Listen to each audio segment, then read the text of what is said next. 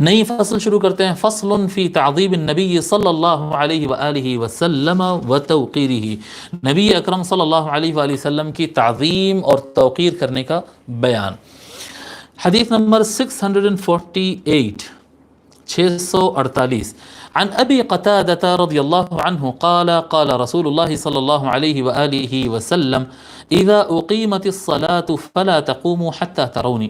حضور صلی اللہ علیہ وآلہ وسلم ارشاد فرماتے ہیں جب اقامت دے دی جائے، جی نماز اذان ہوتی، لوگ جمع ہو گئے، جماعت سے نماز پڑھنا ہے، لوگ جمع ہو گئے، بیٹھ گئے، اب اقامت کہہ دی گئی. اقامت کہہ دی گئی تو آپ مسنون طریقہ یہ ہے کہ حی علی الصلاح حی علی الفلاح پر آدمی کھڑا ہو جائے. یہ اچھا طریقہ ہے، مستحب، مسنون کا لفظ نہیں، مستحب کا لفظ ہے. مستحب لفظ یہ ہے کہ حی علی الصلاح حی علی الفلاح پر اٹھ کر کھڑے ہونا چاہیے. اگر اس کے خلاف عمل بھی ہو جائے تو کوئی بڑا گناہ نہیں ہے، لیکن بہتر طریقہ یہ ہے، مستحب، زیادہ ثواب اس میں ہے کہ حی علی الصلاح اور حی علی الفلاح سنتے وقت اٹھ کر کھڑا ہو. ٹھیک ہے.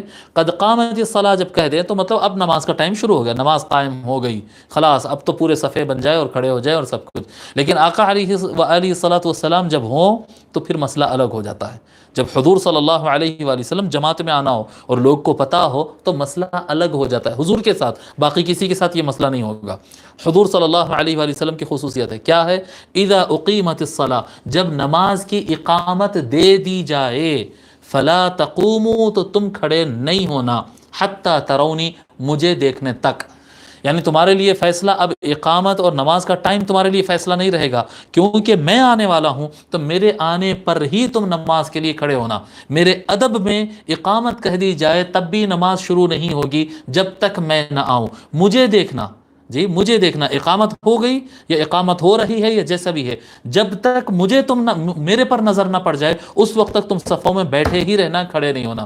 یعنی حضور صلی اللہ علیہ وآلہ وسلم کے آمد کے موقع پر بھی کھڑے ہونا ہے. تو یہ نماز کے موقع پر بھی حضور صلی اللہ علیہ وآلہ وسلم کے ادب کا بھرپور لحاظ رکھنے کا یہ حکم دیا گیا ہے، اور یہ حکم کسی اور کے ساتھ نہیں ہوگا، یہ صرف حضور صلی اللہ علیہ وآلہ وسلم کا ہی مقام ہے.